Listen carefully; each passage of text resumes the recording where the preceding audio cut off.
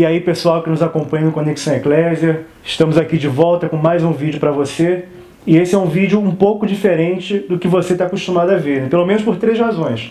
A primeira é por causa do cenário.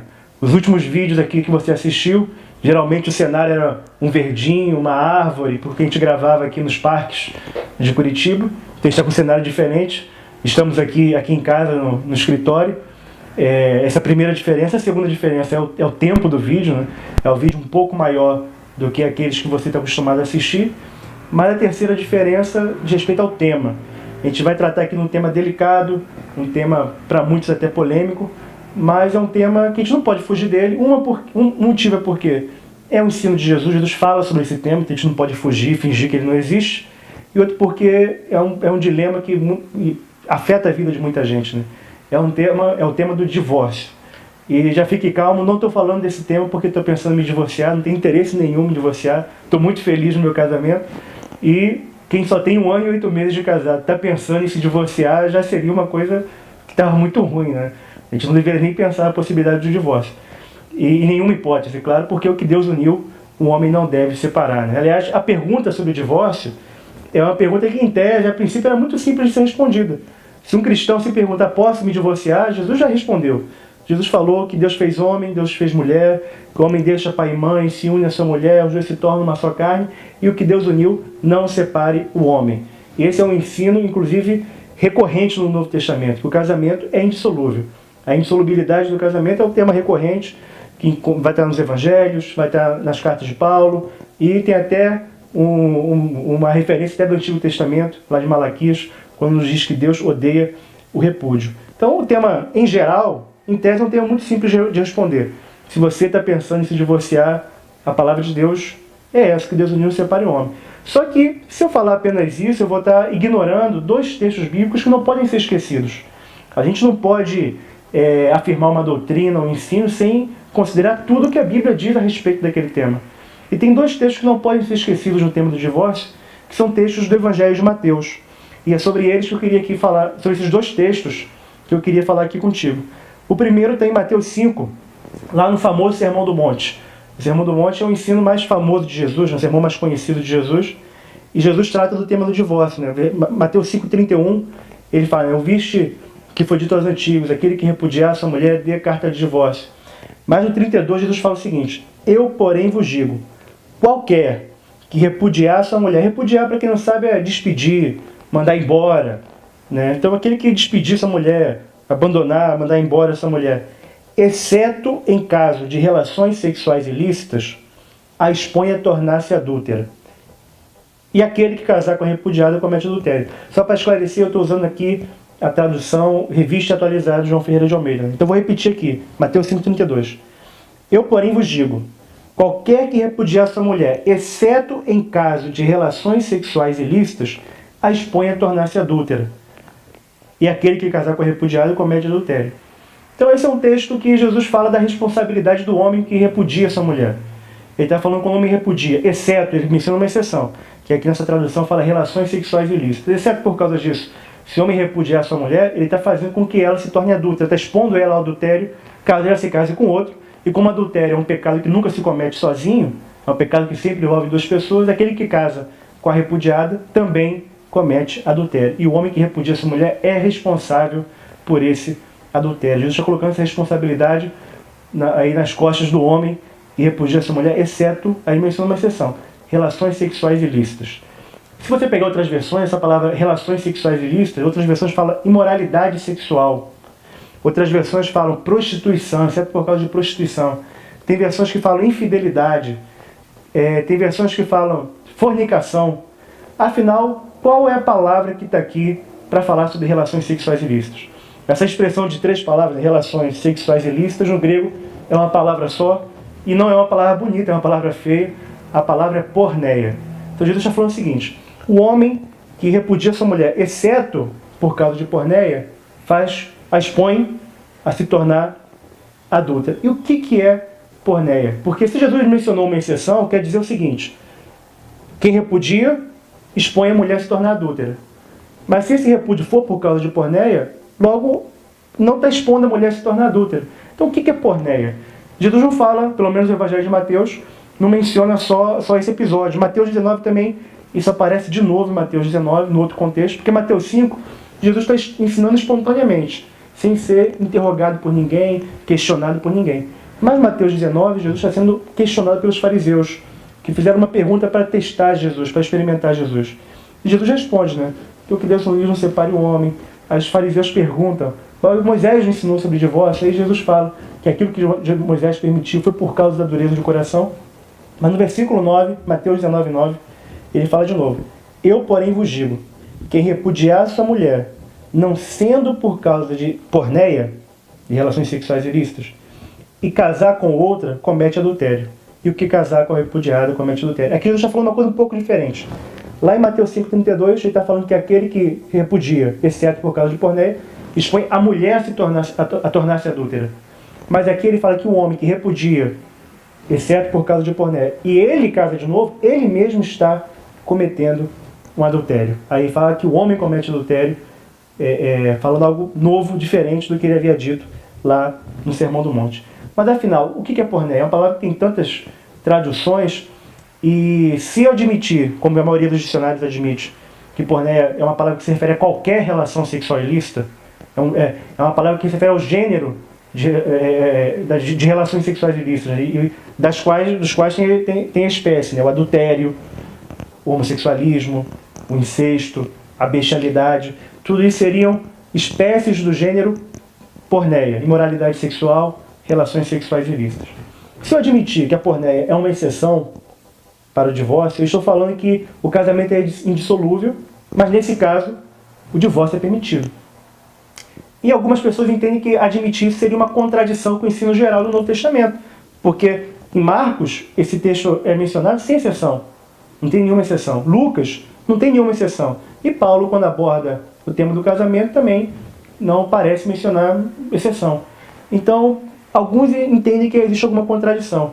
Mas a gente tem que ver o significado da palavra porneia e não atribuir a essa palavra o significado de crenças pré-concebidas, né? Senão a gente vai fazer o mesmo erro que as testemunhas de Jeová fazem com o texto de João 1.1. João, capítulo 1, versículo 1, fala que o verbo, a palavra, era Deus, que Jesus é Deus. Mas como os testemunhos de Jeová têm uma crença pré-concebida que Jesus não é Deus, aí eles pegam o texto e tentam dar uma outra interpretação, né? Ali Deus não pode ser Deus, tem que ser outra coisa. E aí eles falam que é um Deus, com D minúsculo. Um Deus porque Jesus tem algo de divino, mas não é Deus. Mas aí é porque tentam adequar aquele texto à sua crença pré-concebida. Nós não podemos fazer isso com a Bíblia. Então a gente tem que ver o que a Bíblia diz e não mudar o significado da palavra, ou reduzir, limitar o significado da palavra por causa de uma interpretação pré-concebida. E o que é porneia? Essa palavra aparece, a palavra substantivo porneia, o verbo porneu e as suas derivações, aparecem várias vezes no Novo Testamento. Eu quero citar com vocês algumas dessas vezes, porque esse vídeo vai ser um pouquinho maior do que você costuma ouvir aqui, porque para a gente ver como essa palavra aparece no Novo Testamento, né? 1 Coríntios 5.1, vamos ver o que Paulo fala sobre porneia. 1 Coríntios 5.1, Paulo fala: geralmente se ouve que há entre vós imoralidade, imoralidade no grego aqui no original é porneia, imoralidade tal como nem mesmo entre os gentios, isto é, haver quem se atreva a possuir a mulher de seu próprio pai. Era um caso de uma relação incestuosa, o cara estava tendo um caso de relação com a própria madrasta, e Paulo fala que isso é porneia. É um tipo de porneia. Fala, tem porneia, e porneia desse nível. Tem porneia nesse nível, tem imoralidade desse nível, que um homem se atreva a possuir a mulher de seu próprio pai. Então, ele fala que essa relação incestuosa é um tipo de porneia. Mais para frente, ainda na primeira carta de Coríntios, um pouco depois, Paulo menciona a porneia de novo, para falar da relação entre um homem e uma prostituta. Então, a prostituição, no sentido de sexo através de pagamento, de dinheiro, também é porneia. A relação incestuosa é porneia, mas o sexo por pagamento também é porneia. E em 1 Coríntios 6,13 ele fala: os alimentos são para o estômago, e o estômago para os alimentos. Mas Deus destruirá tanto estes como aquele. Porém, o corpo não é para impureza. Não é para porneia. Aqui é porneia, impureza é porneia. Mas para o Senhor. Nosso corpo é para o Senhor, não é para porneia. E o Senhor para o corpo. Se você ler um pouquinho mais, versículo 13, aí de 1 Coríntios 6, não sabeis, versículo 15, não sabeis que vossos corpos são membros de Cristo? Eu, porventura, tornaria os membros de Cristo e os faria membros de meretriz, aqui no grego é porne, meretriz, prostituta. Absolutamente não. E se você for para o versículo 1, como é que ele pega a palavra pornéia e fala tanto para a relação incestuosa entre um homem e sua madrasta, como aqui para falar do homem que procura a prostituta? Porque no versículo 18, talvez seja de 1 Coríntios 6, 18, talvez seja a definição mais clara de pornéia, do que é a pornéia. Ele fala assim, fugir da pornéia, fugir da impureza. Qualquer outro pecado que uma pessoa cometer é fora do corpo. Mas aquele que pratica a imoralidade, aqui praticar a imoralidade é porneu, é o verbo porneu. Aquele que pratica a imoralidade peca contra o próprio corpo. Então Paulo aqui ele define porneia. Porneia é o pecado contra o corpo. É o pecado sexual, é um pecado contra o corpo que agride o templo do Espírito Santo. Porque ele continua dizendo, acaso não sabeis que o vosso corpo é santuário do Espírito Santo, é templo do Espírito Santo, que está em vós, o qual tendes da parte de Deus, e que não sois de vós mesmos? Então o corpo é do Senhor. O Senhor não é para impureza, não é para porneia, é para o Senhor. Porque fostes comprados por preço. Agora, pois, glorificai a Deus no vosso corpo. Então, pelo menos nas cartas de Paulo, é a definição mais clara de porneia. Qualquer outro pecado é fora do corpo, mas a porneia é um pecado contra o corpo. Por isso que a relação sexual do cara com sua madrasta é porneia. Por isso procurar a prostituta é porneia. Mas tem outros pecados que também são porneia. O adultério é porneia. A bestialidade, o homossexualismo, são espécies de porneia. Isso pode estar falando, qualquer outro pecado é fora do corpo.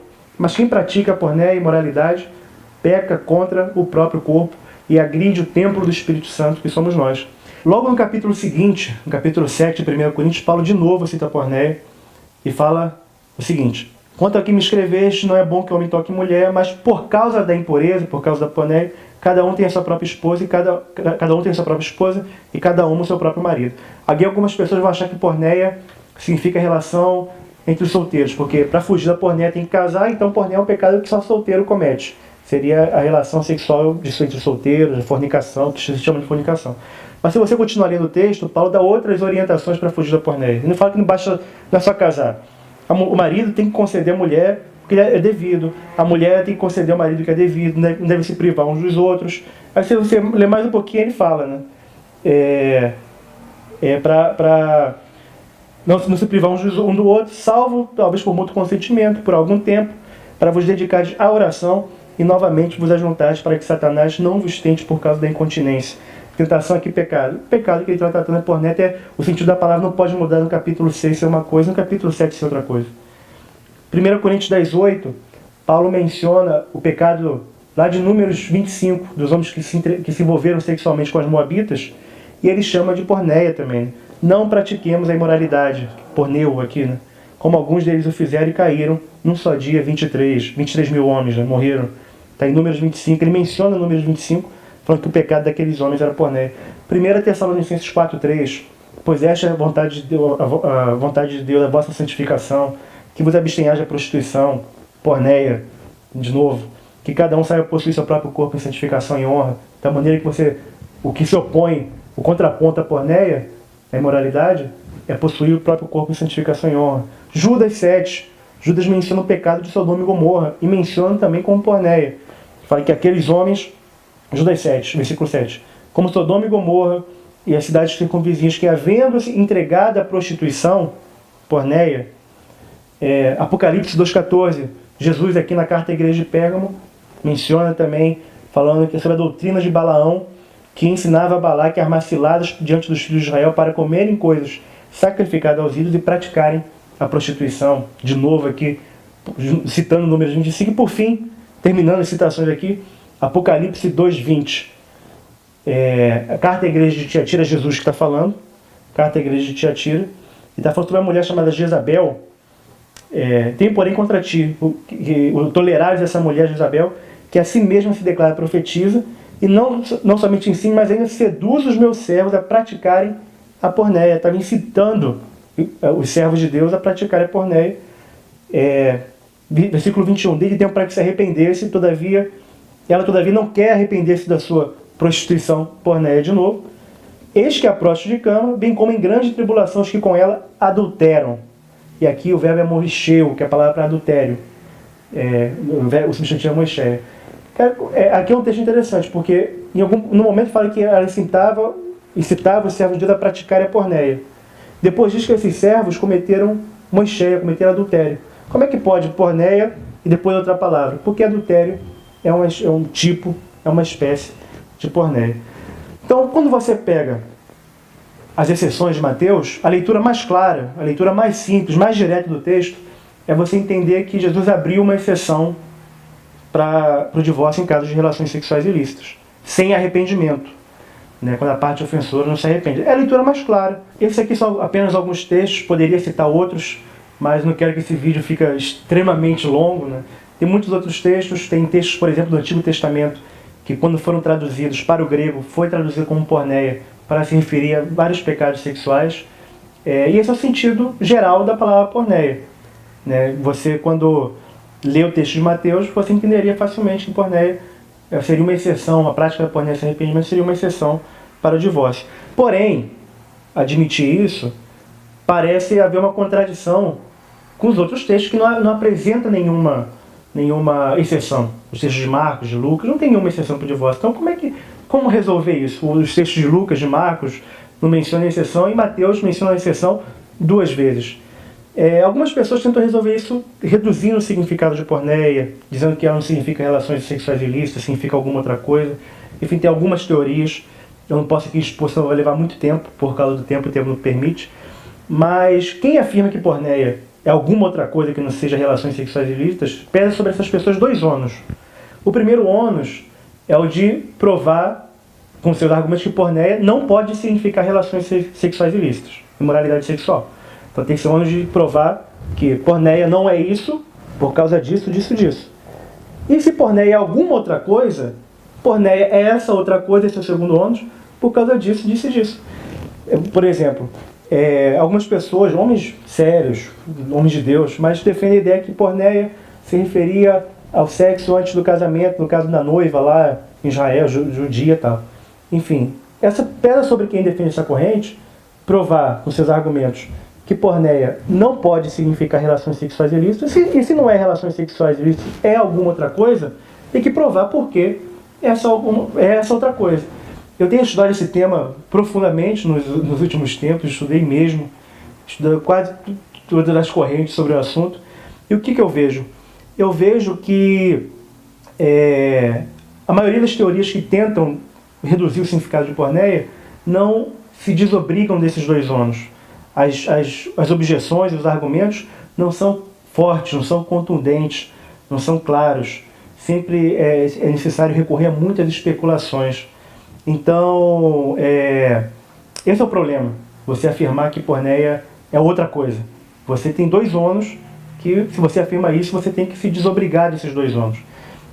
Como o nosso vídeo aqui não permite muito tempo, não sei se vocês sabem, mas há um tempo atrás o Franco, que é um dos membros aqui da equipe Conexão Eclésia, ministrando algumas aulas para a liderança da igreja aqui em Curitiba, parte dessas aulas sobre o Sermão do Monte, ele entrou no tema sobre divórcio.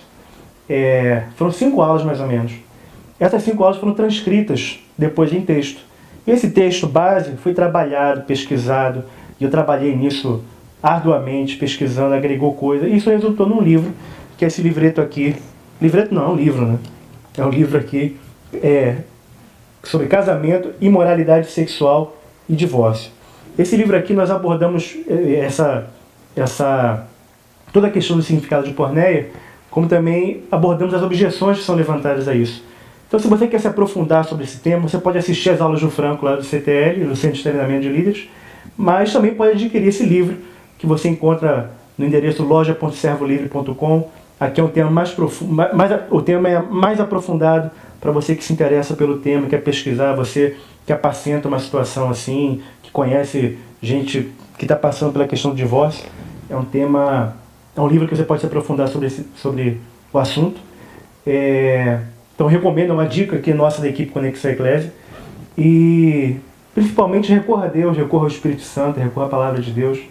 E lembre-se sempre que o plano de Deus, com exceção, sem exceção, considerando ou não a possibilidade de exceção, o plano original de Deus sempre é o do casamento.